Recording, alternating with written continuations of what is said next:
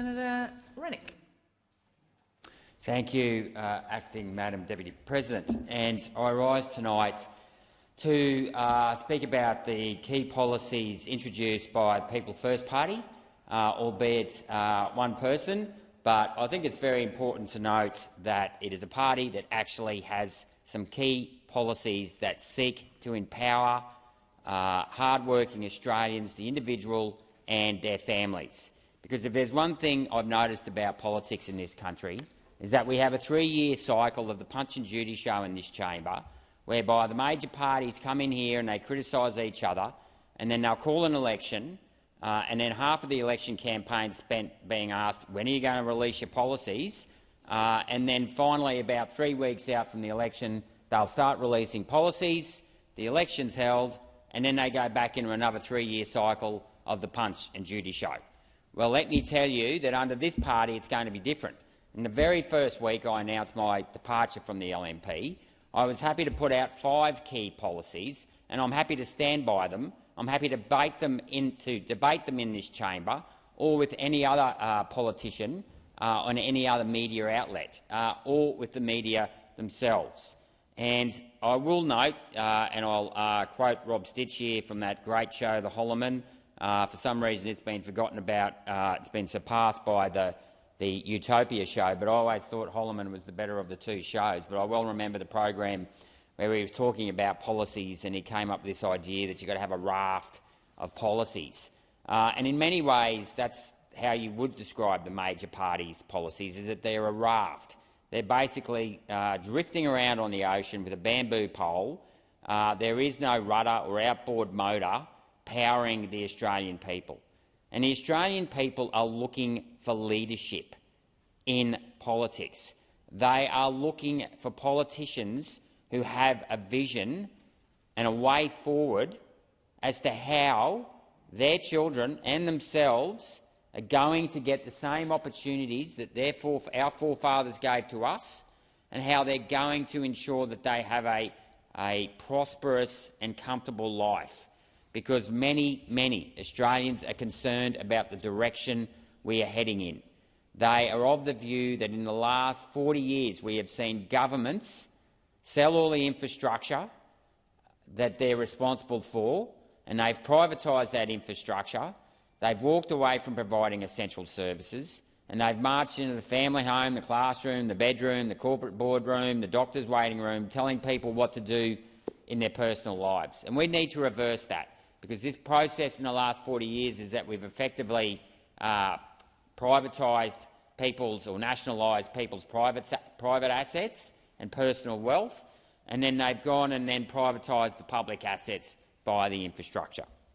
So my 5 key policies that I want to actually promote over the next 8 to 10 months in this term are the following. And the first is that I want to lift the tax-free threshold to $40,000.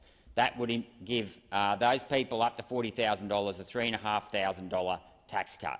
Because there's one thing that's always grinded my gears in this country, is the fact that low-income earners have to pay tax below the cost of living.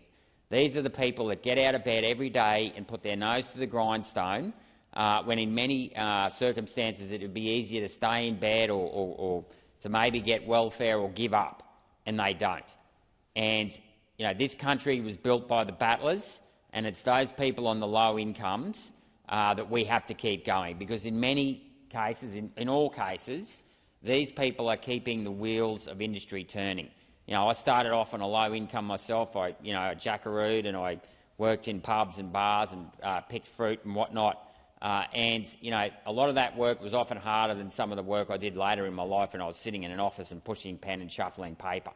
And I've never forgotten those people. And my first role after I graduated was in public practice, and I'd often do the tax returns for these people, and they really relied on getting a tax refund, because that was going to be the difference between them getting ahead or falling further behind. And we owe it to those people, and we need to call out the Treasury and the way they model the velocity of money, the way they model tax cuts, because they don't assume secondary impacts when modelling tax cuts, and that discriminates against tax cuts to low-income earners.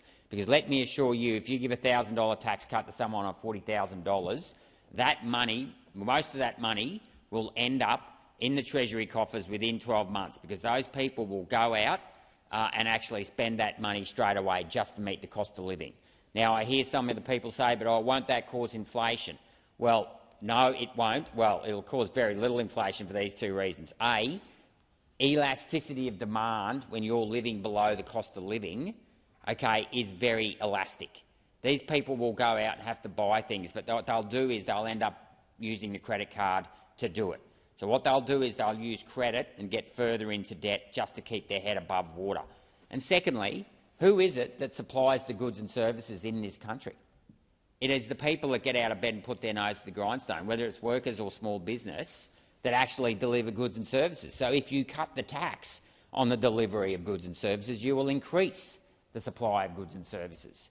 So I don't want to hear any pushback, and if anyone wants to debate me on this, bring it on, that somehow giving a tax cut to working Australians is a bad thing, because it's not, and we can't afford not to do it. Now, the second policy that I want to push forward is the fact that we should be paying childcare directly to the parents. Okay, we have millions of shift workers out there. We have nurses, police who work late hours at shift work. I know my mum used to come home at 10 o'clock at night, go to bed. She'd get to bed by 10:30 and have to turn around and be up at 5:30 to get back to work at 6. Okay, they don't have time to necessarily pick their child up at 6 o'clock at night or drop them off in the morning on their way to work because the childcare centre isn't open. Okay, we have millions of part-time workers who pay, say, who might work 3 or 4 hours a day but pay for 12 hours childcare. Why are we increasing demand on childcare places for booking this person out? So often you've got to book a childcare centre for a term or a year to get your child in childcare. You're paying for childcare often when you don't need it. We have fly-in, fly-out workers who might have a 10-day roster on and 5 days off. That's their weekend, and yet they will have to pay for childcare when they don't need it. We have other people who want to work from home and may only need a nanny for a few hours a day. Why do they actually have to take their child to the childcare centre and not let the nanny come to their place? That in itself is creating more stress and time pressures on people that have to meet deadlines. And then we have our farmers who have to drive in and out of work. So we need to provide greater flexibility in childcare. The third thing we need to do is give greater flexibility in terms of superannuation. Superannuation is not working. 50% of retirees in 1992 were on a full pension. Today, 50% of retirees are on a full pension. We have not shifted the dial on reducing the number of retirees on a pension at all, despite the fact that we give $50 billion in tax concessions to the mainly upper 25% of income earners, and the pension costs $54 billion for the bottom 50% on the full pension and the 21% of retirees on a part pension. It is unsustainable.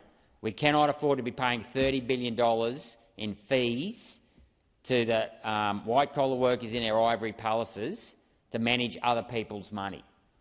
I've spoken about superannuation many times, so I'll touch on that later. Now, the fourth thing, and the way I want to pay for these income tax cuts is there are a number of measures. Number one is to remove the duplication of the bureaucrats in the state and federal bureaucracy. Number two is I want a means-tested defined benefit scheme. We have over 40,000 retired public servants who get over $75,000 a year. That is estimated to cost by finance $137 billion. We have 30,000 retired public servants who get between $50,000 and $75,000 a year. That is going to cost the budget over the forward estimates, and when I say over the life of the defined benefit scheme, $90 billion. Many of these people were on high salaries before they left work.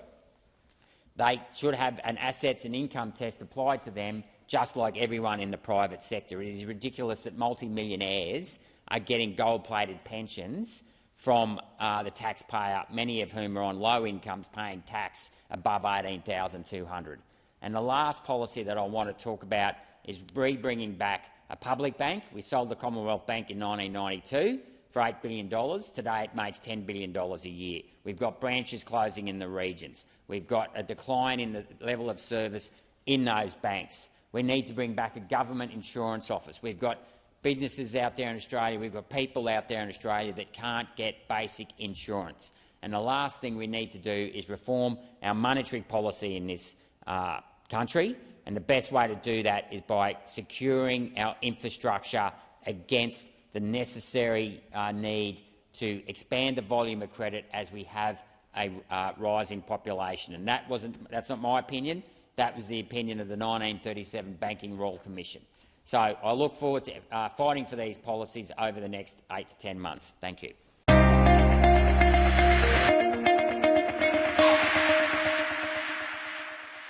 Authorised G. Rennick People First Chermside.